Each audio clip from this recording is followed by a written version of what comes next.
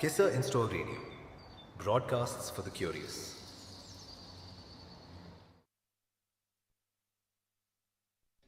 Hello, everybody. This is Yoshi and Nakul. We are bringing to you the second edition of our show, Pressed Identities, on the KISSA In-Store Radio, brought to you by Antariksh Records, live from Veg Non-Veg, Gurgaon. All right. This is the second edition of our show called Pressed Identities, where we will take you through the collection that we have as selectors, be it digital or vinyl. And we'll be having a lot of conversations about the music, how it came to be, uh, what the cultural landscape was at the time, and also regarding the artists that actually brought the albums into existence.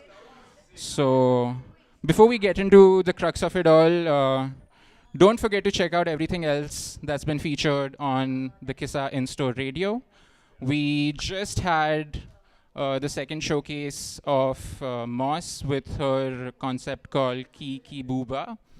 We had Citizen Kale play right before us, and now you guys are tuned in into Oaaza's slot. And for the ones that are tuning in right about now, do like the video, subscribe to the channel, and do engage in the comments because it does help us grow this into bigger things.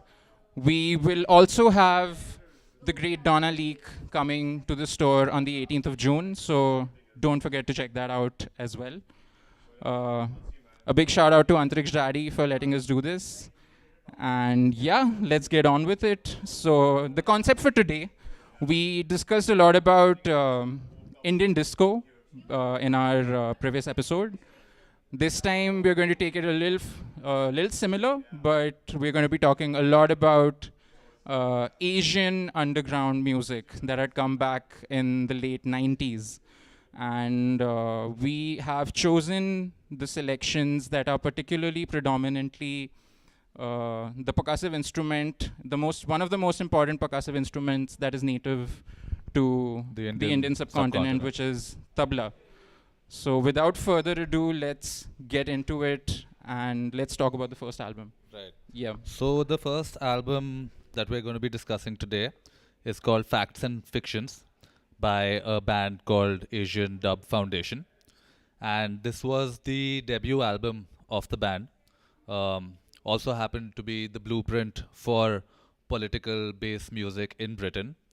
It was released in 1995, and in essence, the album encompasses what it means to have a multicultural identity in Britain. And what's more interesting is that the album arrived before there was anything called the Asian Underground. There was no recognized movement as such. And this was even before drum and bass and such genres had become mainstream. Uh, One of the more interesting aspects of the album is that it wasn't born out of clubs, it was actually born out of anti-racist activism, a lot of community organizing, a lot of education, and uh, many underground scenes claim to be political, but Asian Dub Foundation was political before it became a band, before it became a movement Yeah, it's quite fascinating. They actually started off through a music technology workshop that was for the Asian youth in London. and Right. that's how the band started, which is quite crazy. And tracks, if you listen to the lyrics of the tracks, they talk a lot about how immigrants and South Asian communities were represented in British media and politics. The album constantly questions like who is it, who gets to define the facts, and hence the title of the album is Facts and Fictions, because it's referring to the gap between media narratives and the lived realities of the immigrants in Britain. Yeah, that's actually got quite what makes it feel contemporary in 2026 because back when it was made, it predicted quite a lot of modern genre fluid music. They blending genres today is more the norm, but back then mixing dub bass sounds, mixing jungle tracks or sounds, drum and bass rhythms, hip hop, reggae, all of that combined, it was quite uncommon back in the day. Also because there was a lot of Indian instrumentation on the album. There was a lot of punk energy. Correct. Coming from punk rock, and also a lot of politically relevant lyricism. So given that time, given that it was 1995, it almost felt like it was a completely new album. Absolutely. Yeah. Yeah, let's get on with it. Let's make you listen to the first song from the album Facts and Fictions, which is Jericho. For the consciousness of the nation, the sounds of the Asian dub foundation. Yes, yes.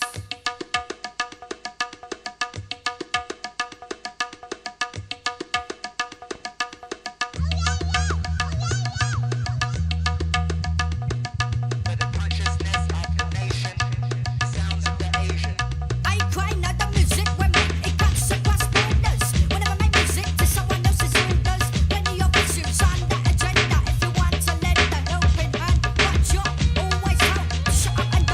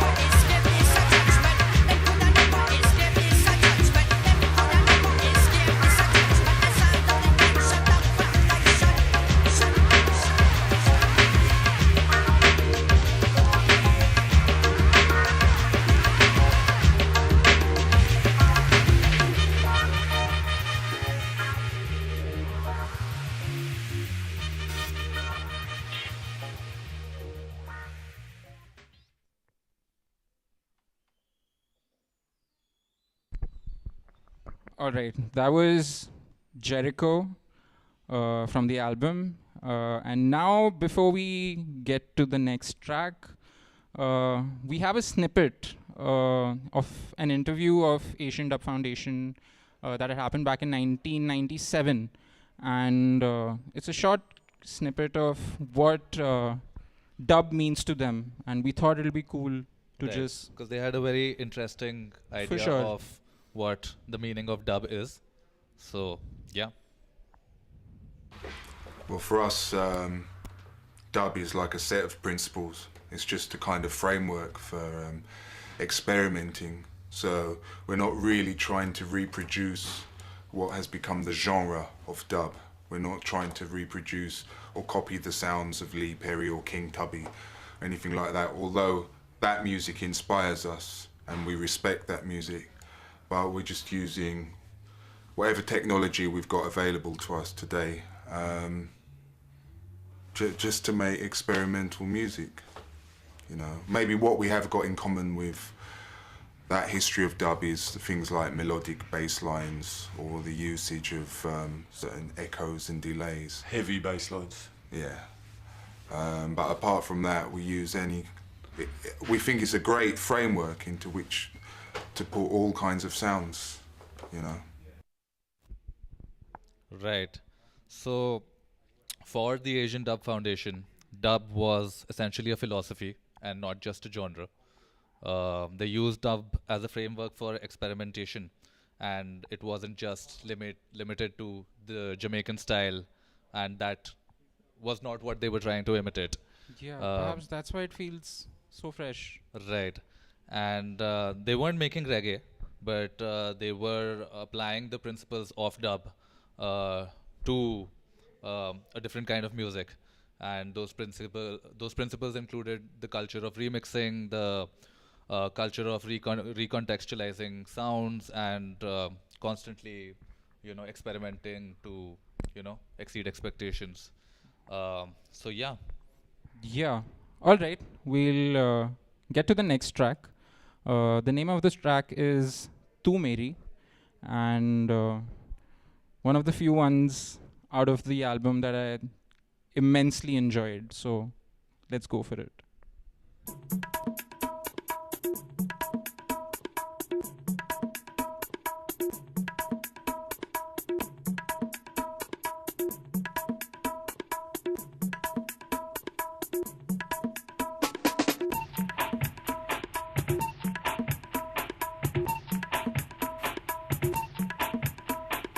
तू मेरी मैं तेरा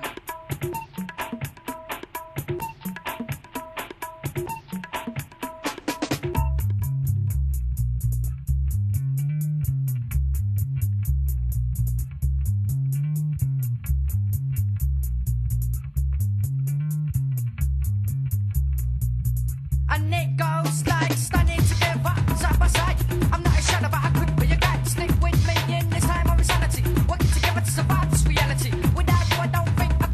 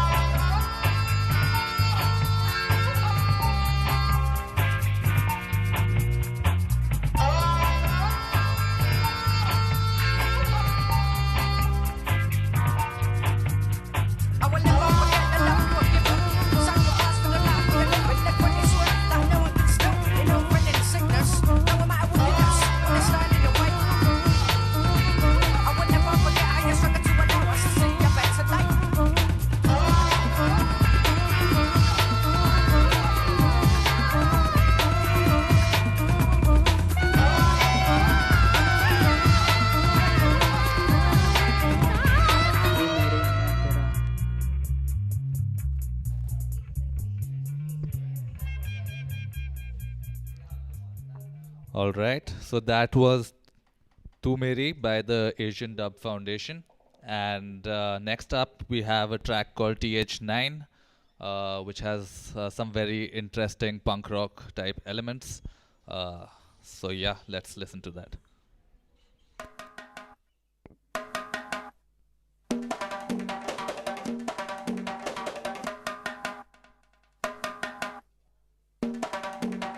The police are chase we, the beast can't catch me. When I see his big stick, him deal me a lick.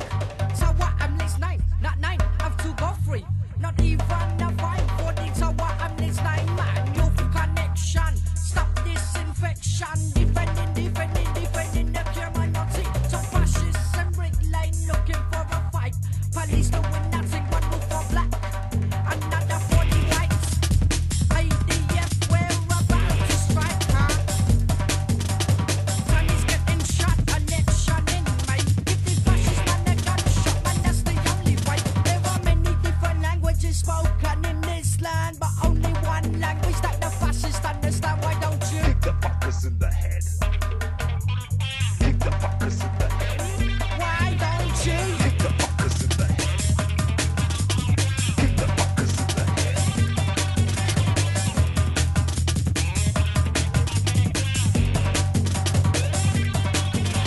I grab the mic, my job is to entertain you. Dance with me, you're laughing all the way through. For the deeks, I come follow we, follow we. I'm the MC, professional, that's what I am. To all you amateurs, I don't give a damn. Never come here, cynical, music, difficult when it comes to violence, man, of the physical mental.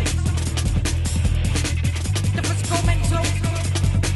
Hello, can't say this place, my inside, my crying out through the element. Through the element, funny that shit.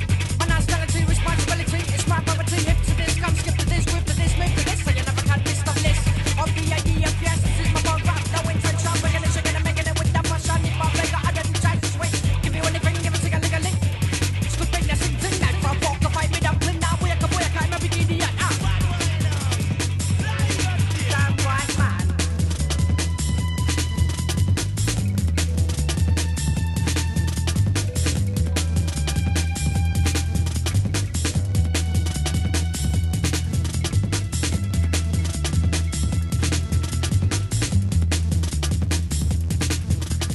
So what? I'm list 9.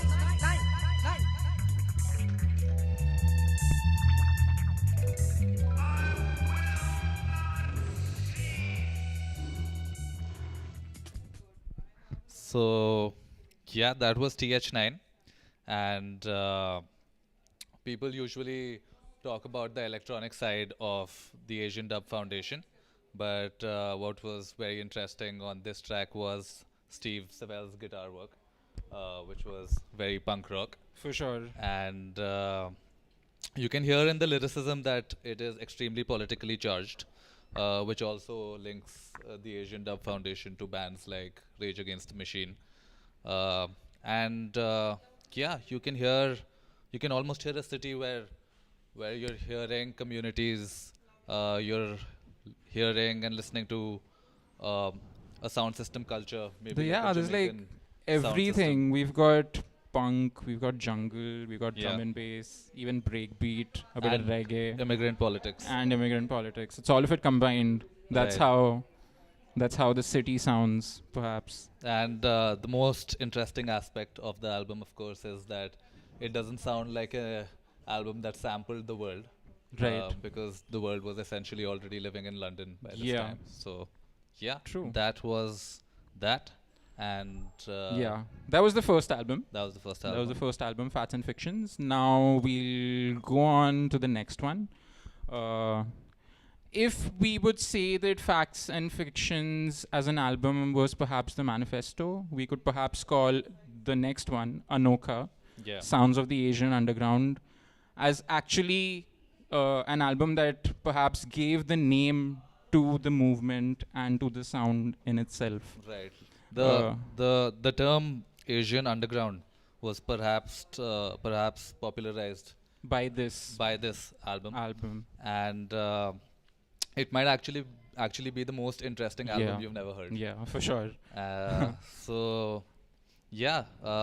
Interestingly, it started as a club night Yeah. by Talvin Singh. Called Anokha Nights. Called Anokha Nights. In Even London. before it existed as a compilation, Anokha Nights existed as like a gathering. So we'd have Talwin Singh, we'll have Sweetie Kapoor, and curating the entire experiences. And you'd see a lot of drum and bass heads, you'd see a Jazz. lot of jazz musicians, you might see a lot of other South Asian musicians along with this as well. Experimental stuff. So perhaps this was not born, this compilation, this album was not born through any record label as such. Yeah, but from the dance floor. But from the actual dance floors, and how State of Bengal, who we'd come to next, calls it ghetto. Correct. So yeah, quite fascinating. Yeah, for sure. And traditionally in the 90s, when anybody referred to Asian music, you were either referring to Bhangra or to Bollywood, and this was so fresh. The traditional classical music along with it as well. Correct. That came out of India. So But this was the one that actually made us made the artists themselves question, what if they incorporate jungle elements in it? What if they incorporate and breakbeat bass. elements, drum and bass elements, Right. electronica, a bit of ambient stuff along with it as well. Correct. What a compilation this Right. is. But yeah, quite really fascinating. Right. So Let's get on with the first Done. one. So the name of the first track is called Jaan. This is by Talwin Singh featuring Amar.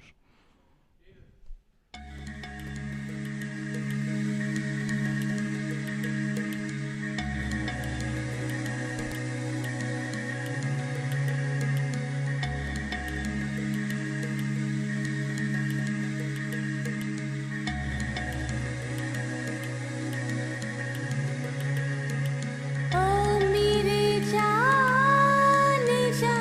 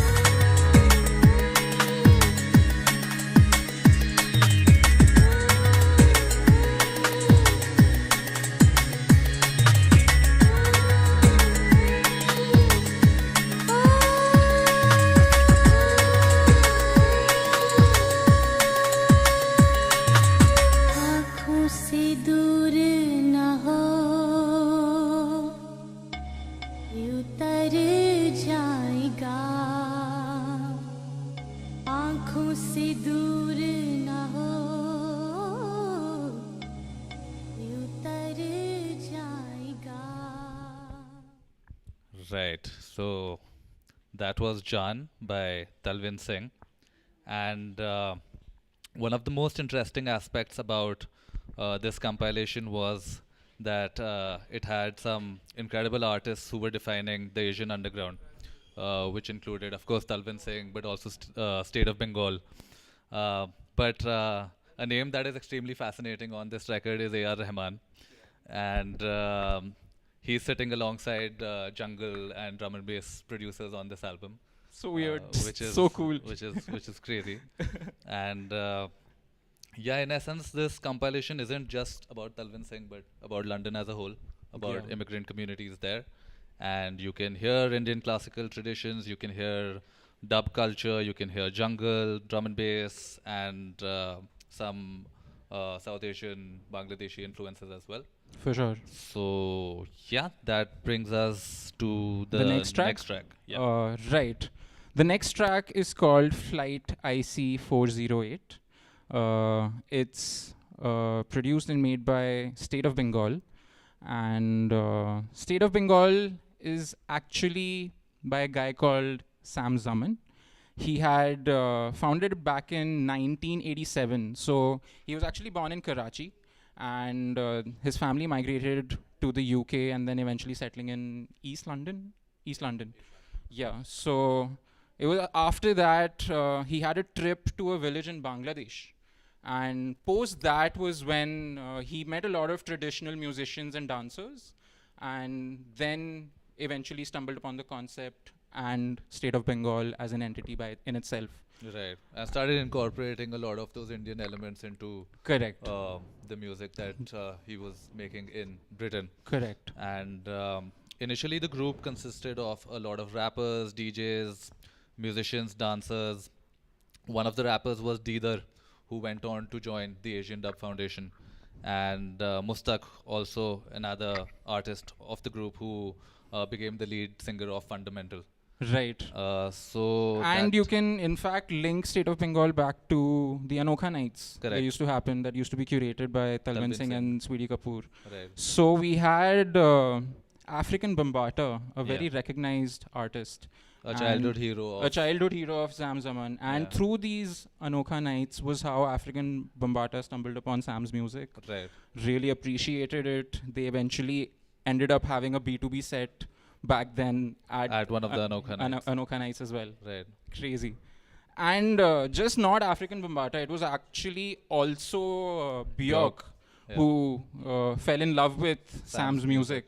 Yeah. And Sam's debut album, which is visual audio, this song is also a part of that album. Right. And It was released on Björk's label. it was released on Björk's label. Correct. Yeah.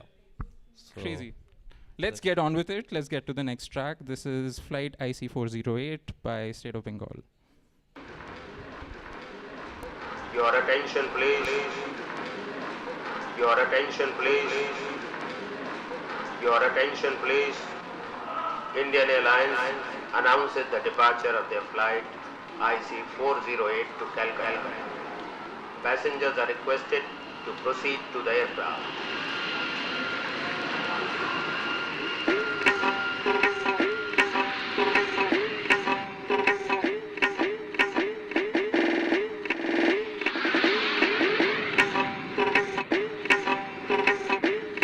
Good evening, ladies and gentlemen. On behalf of Indian Airlines and Captain Das Gupta, we welcome you on board our flight IC 408. We are about to take off for Calcutta. Will you kindly fasten your seat belts, keep your seats upright, and refrain from smoking while the no smoking sign is switched on. We hope you enjoy your flight. Thank you.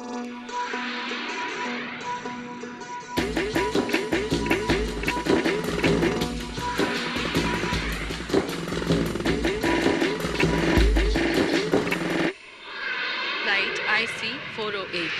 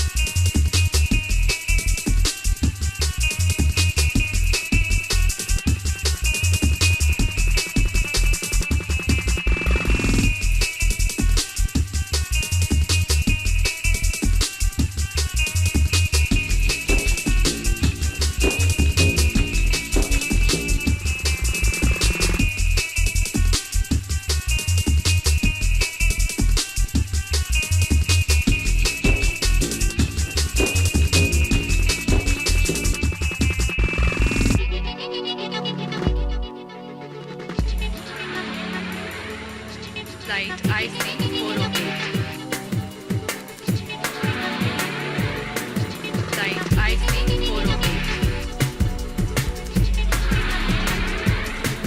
Flight IC408. Flight IC408. Flight IC408. Flight IC408.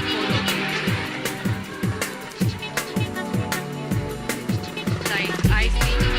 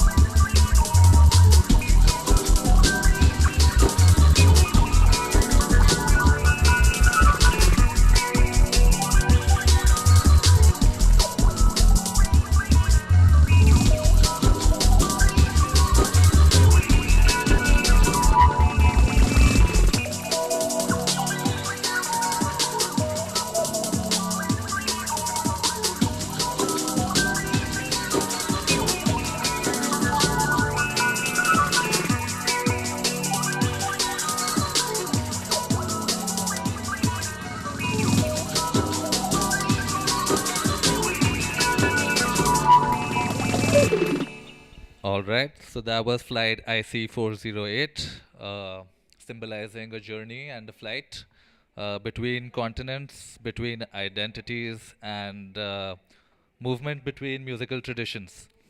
Um Very revolutionary, having come out in the 1990s. And Right. With that, we can move on to The next one? Next album. Yeah. So the next one is called Tal Matrix by Tabla Beat Science. And the most fascinating part about this is this entire album has been made by a group of superstars. Yeah, it's a super group. It's a super group in itself. Yeah, the lineup is insane. So, first and foremost, you have Ustad Zakir Hussain, arguably the most influential tabla player of the modern era, of of the our modern generation era. at least. Yeah, and of the previous generation too.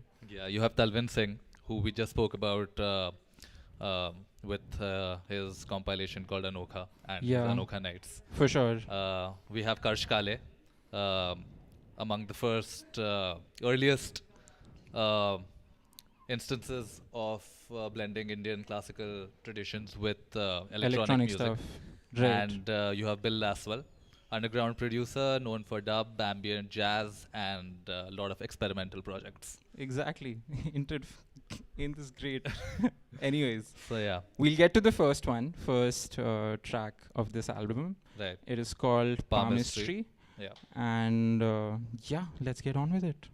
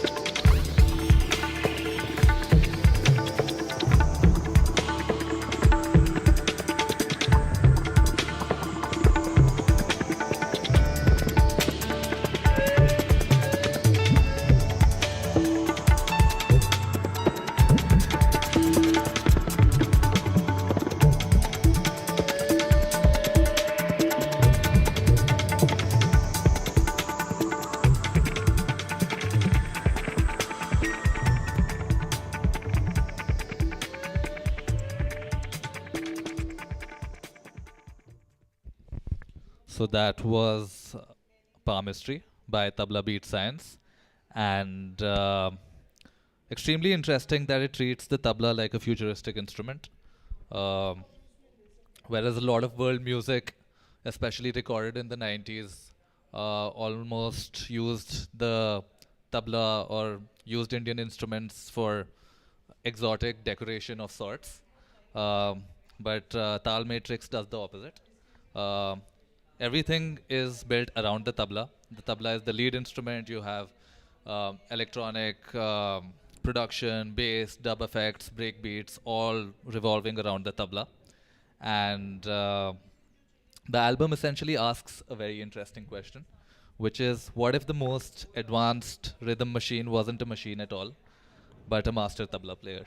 Absolutely, and just the title in itself is also so Fascinating. fascinating. I mean, according to Indian classical music, tal is essentially the definition of rhythmic cycles. Right. And the phrase tal matrix, it kind of suggests an infinite grid of rhythmic possibilities. Yeah. And for sure, the songs, the tracks on this definitely do that justice. We have a snippet of Karsh Kale talking about his experience of working with Ustad Zakir Hussain. Yeah. Right. Let's play that as well. Even Zakir Bhai, for me, I never sat in front of him and learned Qaidas. And I sat next to him and he watched me and he saw who I am and what it is that I'm carrying with me. And he just gave me permission to be that. And, and guided me, of course, but in a way where, it was kind of like what he says in the track, a teacher never teaches, a student learns. Right. And you take what you see something that someone is dropped on the floor, pick it up. And I don't see myself right now as somebody who stand in a class and teach I mean, at some point I will, but right now, the teaching comes from sharing, I think, from it being available. All right. By his own words, that was Karsh Kale talking about his experience working with Ustad Zakir Hussain. Now we'll get to the next track. Big Brother. Big Brother. All right, let's go.